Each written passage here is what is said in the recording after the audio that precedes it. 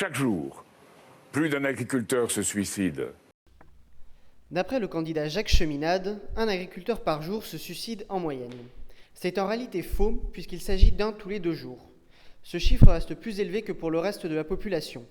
Alors que les agriculteurs en activité représentent 1,35% des Français, ils représentent 1,8% des suicides commis en France. Ce n'est toutefois pas la profession la plus exposée. Le secteur de la santé et de l'action sociale est particulièrement touché, notamment chez les forces de l'ordre. En France, le taux de suicide dépasse les 16 suicides pour 100 000 habitants en 2015 et tourne autour de 20 pour 100 000 chez les agriculteurs. Chez les gendarmes, ce taux dépasse les 26 pour 100 000 et atteint même le chiffre de 35 suicides pour 100 000 policiers. Mais sur ce volet-là, on oublie de dire à chaque fois qu'il y a près de 300 000 Français qui sont travailleurs détachés. Donc vous irez leur expliquer les uns et les autres que dès demain, c'est fini pour eux. Oui. Avant d'examiner la déclaration d'Emmanuel Macron, petit point explicatif. Un travailleur détaché, c'est quoi ? Un travailleur détaché, c'est quelqu'un qui travaille habituellement dans son pays, mais va ponctuellement travailler à l'étranger pour des missions particulières. Son statut lui permet de ne pas payer de charges dans le pays où il se rend, mais dans celui où il travaille habituellement. Le travailleur détaché n'est pas un expatrié qui vit et travaille dans un autre pays que le sien la majeure partie du temps. Ce n'est pas non plus un travailleur transfrontalier qui, lui, vit en France, mais travaille à l'étranger. Une fois ceci éclairci, que dit Emmanuel Macron ? Il affirme qu'il y a chez les travailleurs français 300 000 travailleurs détachés. Plusieurs estimations existent sur ce nombre et vont de 100 000 à 300 000 travailleurs détachés. Macron a donc choisi de prendre l'extrémité haute de la fourchette, estimation assez improbable. Le chiffre de 200 000 est généralement retenu comme le plus plausible. Je vous rappelle quand même que la Suisse a des droits de douane agricole, je crois, de près de 55%.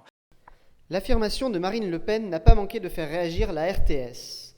En 2016, les exportations agricoles suisses représentaient 13 700 millions de francs suisses et ont permis aux Helvètes de récolter 700 millions de francs suisses en droits de douane. Ceci représente non pas un taux de 55%, comme l'affirmait Marine Le Pen, mais de 5,1%, soit environ 10 fois moins. Les Français sont évidemment très attachés à leurs traditions, ils veulent les conserver. Et bien, grâce à cette révision constitutionnelle, mais non, madame, 60% des Français n'ont pas de religion. Fichez-nous la paix avec la religion. Nous ne sommes pas obligés de subir vos foucades, vos trouvailles, votre manière de nous imposer à tous une manière de vivre qui n'est pas la nôtre. L'affirmation de Jean-Luc Mélenchon est compliquée à évaluer. La loi française interdit les recensements à caractère ethnique ou religieux. Toutefois, en 2012, l'association de sondage WinGallop International a mené une enquête dans une 50aine de pays pour évaluer l'appartenance des différentes populations à une religion. Les résultats français montrent que 63% des interrogés ne s'apparentent à aucune religion. Ceci est à distinguer de l'athéisme, car certaines personnes peuvent croire en une ou plusieurs divinités sans s'identifier à aucune religion connue.